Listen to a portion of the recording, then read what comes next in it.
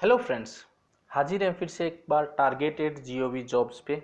हम यहाँ पे करंट अफेयर्स डेली बेसिस पे डालते हैं। आज हम लेके आए 5 मई 2020 के लिए करंट अफेयर्स। शुरू करते हैं। World laughter day 2020 observed. विश्व हास्य दिवस कब मनाया गया? 1 मई, 2 मई, 3 मई, 4 मई। तो ये 2020 में दोस्तों 3 मई को मनाया गया है। 2020 में 3 मई को क्यों मनाया गया? क्योंकि ये हर साल जो फर्स्ट संडे आता है मई का, उसमें सेलिब्रेट होता है। फर्स्ट संडे ऑफ मई का आता है। और अभी हमने कल ही पढ़ा था कि फर्स्ट संडे को इंटरनेशनल डाउन कोरस डे भी मनाया जाता है। तो 2 दिन आते हैं, तो वर्ल्ड लाफ्टर डे और एक इंटरनेशनल डाउन कोरस डे, जो कि मई के पहले संडे को मनाया जाता है। और जो पहला हास्य दिवस है, फर्स्ट वर्ल्ड हास्य दिवस है, वो 10 मई 1998 को मुंबई में बनाया गया था। डॉक्टर मदन कटारिया ने बनाया था, जो कि फाउंडर है वर्ल्ड लाफ्टर योगा मूवमेंट के। 10 मई 1998 को पहला वर्ल्ड लाफ्टर डे मनाया गया था। इंडिया के बाहर अगर हम बात करें तो हैप्पीडेमिक, जो कि first world laughter day gathering थी आउटसाइड द इंडिया, जिसमें लगभग 10,000 लोग इकट्ठे हुए थे, वो कहाँ पे था? टाउन हॉलमार्क कैंपेनहेगन डेनमार्क में 2000 के अंदर। और महाराष्ट्र की बात करें तो गवर्नर है Bhagat Singh Kataria, chief minister Uddhav Thackeray, capital है मुंबई, ऑफिशियल एनिमल है Indian giant squirrel, official bird है येलो फुटेड ग्रीन पिजन। आगे बढ़ते हैं दोस्तों। World tuna day is observed. विश्व टूना दिवस कब मनाया जाता है? टूना एक जो मछली की प्रजाति होती है, वो कब मनाया जाता है? 1 मई, 2 मई, 3 मई। तो ये आता है दोस्तों 2 मई को। ये कब मनाया जाता है? 2 मई को मनाया जाता है। और इसका जो एम है, ताकि इंपॉर्टेंस ऑफ टूना फिशेज, जो टूना फिशेज है उनका इंपॉर्टेंस को बताया जा सके। 2016 में यूनाइटेड नेशंस जनरल असेंबली ने एक रिजोल्यूशन पास किया था, उसके अंदर ये बात आई थी कि 2 मई को वर्ल्ड टूना दिवस मनाया जाएगा। पहली बार ये 2017 में मनाया गया था।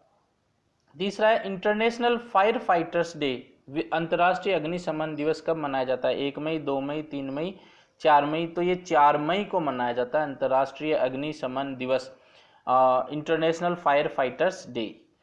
फिर है on the occasion of 50th DST foundation day, the doctor Harshvardhan launches which multimedia guide on कोविड-19। तो कोरोना वायरस 19 पर 50वें, तो ये पर्सन में इंफॉर्मेशन की 50वें DST स्थापना दिवस के अवसर पर डॉक्टर हर्षवर्धन ने कौन सी मल्टीमीडिया गाइड लॉन्च की है? ऑप्शन है कोविड कथा, कोविड कहानी, कोविड बुक, कोविड स्टोरी। तो इसका सही उत्तर है दोस्तों कोविड कथा। कोविड कथा जो डॉक्टर हर्षवर्धन है उन्होंने लॉन्च की है। तो launched COVID Katha, a multimedia guide for mass awareness on a multimedia guide है on the occasion of 50th DST department of science technology foundation day, उन्होंने लॉन्च किया।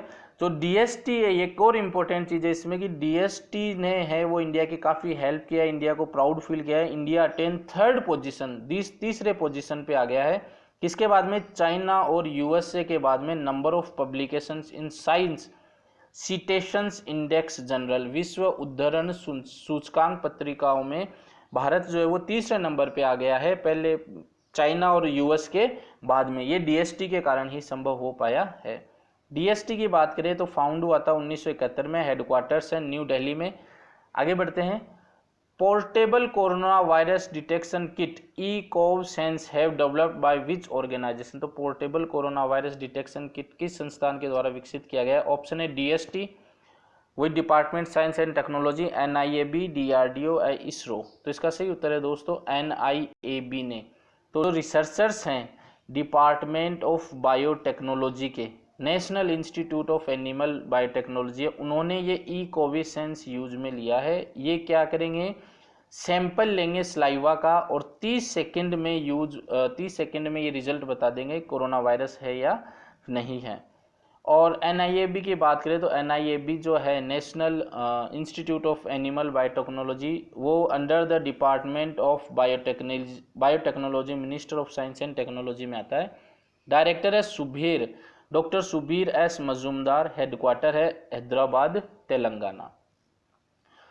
6th, which country will launch its first satellite Arktika M to monitor Arctic climate and environment. तो Arctic जलवायु और पर्यावरण की निगरानी के लिए कौन सा देश पहला उपग्रह आर्कटिक एम लॉन्च करेगा? तो ऑप्शन है रसिया, चाइना, अमेरिका, इंडिया। तो इसका सही आंसर है दोस्तों रसिया जो है वो अपना पहला उपग्रह सैटेलाइट छोड़ने जा रहा है। तो Russia will launch first Arctic M satellite by December 2019 को 20 को ये छोड़ेगा, जो कि आर्कटिक जलवायु और पर्यावरण के ऊपर निगरानी रखेगा। और ये जो सैटेलाइट है ये लॉन्च होगी Baikonur space centre Kazakhstan using Soyuz 2.B carrier rocket. और दोस्तों इसी के साथ ही पहला तो 9 दिसंबर को छोड़ेगा, दूसरे के भी सेकंड आर्कटिक एम सैटेलाइट की भी प्लानिंग हो गई है, जो कि लॉन्च होगा 2023 के अंदर। रशिया की कैपिटल है मॉस्को, करेंसी है रशियन रबल, प्रेसिडेंट है व्लादिमीर पुतिन। आगे बढ़ते हैं दोस्तों। Who won the ANZ annual New Zealand international men's T20 player of the year award? तो T20 player of the year award New Zealand की तरफ से, जो कि हर साल न्यूजीलैंड में दिया जाता है, Ross Taylor, Kane Williamson, Sophie Devine, Suzie Bates. तो इसका सही उत्तर है दोस्तों जो T20 प्लेयर अवार्ड वो जीता है वो रोस टेलर ने जीता है। यहाँ पर हम डिटेल में करंट अफेयर स्टडी करते हैं, तो मैंने पूरी टेबल यहाँ पे आपके लिए लगा दी है किसने क्या क्या अवार्ड जीता है।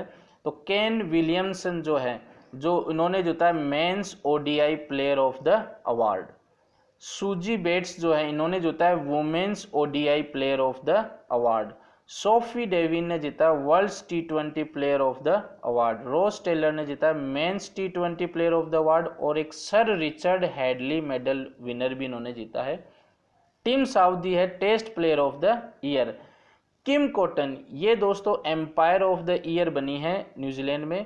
और इनकी एक और उपलब्धि है कि first women to umpire world cup final. तो T20 वर्ल्ड कप फाइनल अभी जो हाल ही में हुआ था, उन्होंने किम कॉटन जो कि एक फीमेल हैं, तो इन्होंने एम्पायरिंग की थी, जो फर्स्ट वुमेन है जिन्होंने वर्ल्ड कप फाइनल के अंदर एम्पायरिंग की है। तो ये इस तरीके से भी पूछा जा सकता है कि फर्स्ट वुमेन जिन्होंने वर्ल्ड कप फाइनल में एम्पायरिंग की है वो किम कॉटन। आगे बढ़ते हैं। Who became the first Indian player to be nominated for Fed Cup heart award? तो फेड अप हर्ट पुरस्कार के लिए नामित होने वाली पहली भारतीय खिलाड़ी सानिया मिर्जा, पीवी संधू, अंकिता भांबरी, रिया भाटिया। तो इसका सही उत्तर है दोस्तों सानिया मिर्जा। तो जैसा कि मैंने बताया हम डिटेल में करंट अफेयर स्टडी करते हैं। अगर आपको हमारा वीडियो हमारा चैनल पसंद आ रहा है तो सब्सक्राइब कीजिए। ये भी हमने पूरी डिटेल में टेबल लगा दी है। तो ये पहले तो देखिए दोस्तों 11th एडिशन हुआ है इस बार, और जो विनर है वो ऑनलाइन वोटिंग से डिसाइड होगा। और ये है तो सानिया मिर्जा के साथ, ये इंडोनेशिया गलत लिखा गया दोस्तों, यहाँ पर आएगा इंडिया। सानिया मिर्जा के साथ है प्रिस्का मेडिलियन नुग्रोहो, जो कि किसकी है इंडोनेशिया की है। तो सानिया मिर्जा इंडिया से, प्रिस्का मेडिलिन नुग्रोहो ये कहाँ से हो जाएगी? ये हो जाएगी इंडोनेशिया से। इनको किस जोन में सिलेक्ट किया है? एशिया ओशियन जोन में सिलेक्ट किया है। फिर आता है अनेट कॉन्टविएट जो कि इस्टोनिया की है, एलिनोरोवा मोलिनरो जो कि लुक्सेमबर्ग की है। इनको यूरोप अफ्रीका जोन से सेलेक्ट किया, नॉमिनेट किया है। फिर है फेरेंडा कॉन्ट्रेस गोमेज और वेरोनिका कैपेडे रोयग, ये एक मेक्सिको से एक पराग्वे, इनको अमेरिका जोन से सिलेक्ट नॉमिनेट किया गया है। तो पूछा जा सकता है कि सानिया मिर्जा के साथ कौन सी प्लेयर को नॉमिनेट किया है? तो वो प्रिस्का मेडिलियन नुग्रोहो, तो ये याद रखना है। आगे बढ़ते हैं। Which former chief justice of Chhattisgarh high court passed away due to कोविड-19? तो कोविड-19 के कारण छत्तीसगढ़ न्यायालय के किस पूर्व न्यायाधीश का निधन हो गया? अजय कुमार त्रिपाठी, दीपक मिश्रा, जगदीश सिंह खेर, TS ठाकुर। तो इसका सही उत्तर है दोस्तों अजय कुमार त्रिपाठी। तो ये आज का हमारा करंट अफेयर्स था। आपको कैसा लगा हमें कमेंट करके ज़रूर बताइएगा। और अभी तक हमारे चैनल को सब्सक्राइब नहीं किया तो सब्सक्राइब कीजिए। धन्यवाद दोस्तों।